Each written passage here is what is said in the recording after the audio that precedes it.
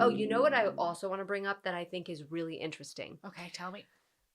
So we are swimming in a sea of toxins. Like Yes. we are at a place in the Mother Earth Yeah. where we are just exposed to so many toxins. We live in a society, don't we? Yes, my mentor used to always say we're swimming in a sea of toxins. Yeah.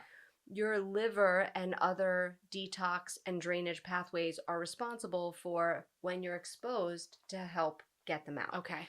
But we're so overburdened by the sheer amount of toxicity that we're exposed to that what your liver, kidneys, lymph, colon can't process, you then store in your fat cells.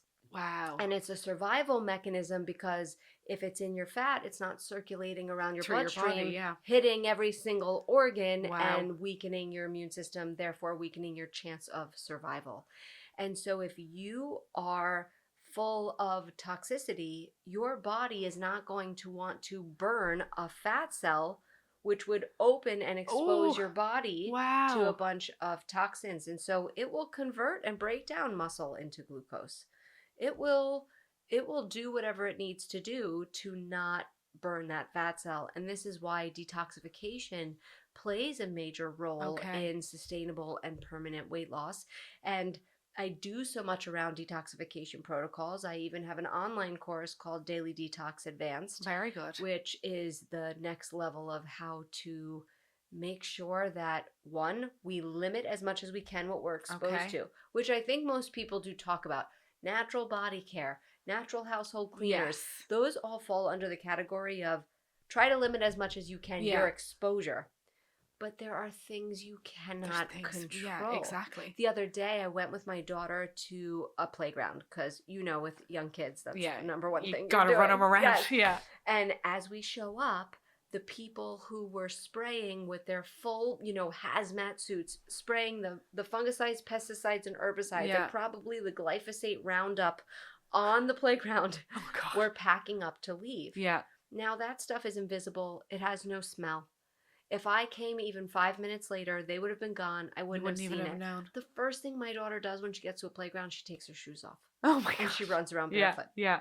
We packed right up. I didn't even let her out of the car. I was like, we are going. Yeah. But this is just an example. You have no idea if you work in an office what they're using No, and spraying, of course or not. if you have mold in the office, or that your neighbor might be spraying tons of pesticides and herbicides and fungicides on their lawn, and every time you go for a walk you're inhaling it, not to mention if you're drinking tap water, etc. Yeah, so the food supply, like there's many different things. Yeah. So if there's air supply, there's no question that we are getting a lot of toxins. Hide. Yeah. So you can limit as much as possible, which is of course the first step, but you have to routinely and actively do detoxification protocols because it just adds up.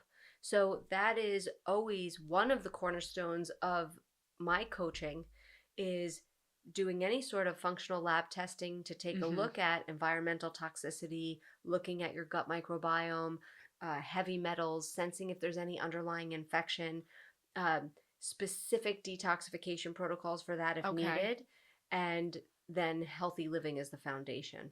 And I'm sure this isn't down to those like fad detox teas and all of those things. No. So they're not the method to do it. Not at all. And anytime you have anything that's helping you detox that is general, I typically stay away from that. Oh, wow. Okay. Whether you're detoxing heavy metals, even within the world of heavy metals, arsenic, cadmium, and mercury have different, detoxification pathways. So there's different protocols. You can't just take zeolite clay and think you're detoxifying all heavy metals.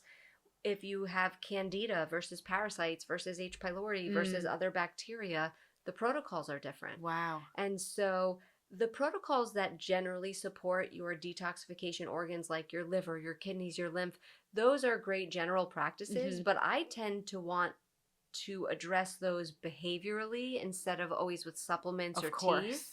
So for example, trampoline use or dry brushing with lymphatic system, or sauna use, anything from coffee enemas, and of course everything I'm mentioning, it's specific to the person. Of There course. are always people in which I say you should not be doing Yeah. XYZ, Yeah. depending on their history.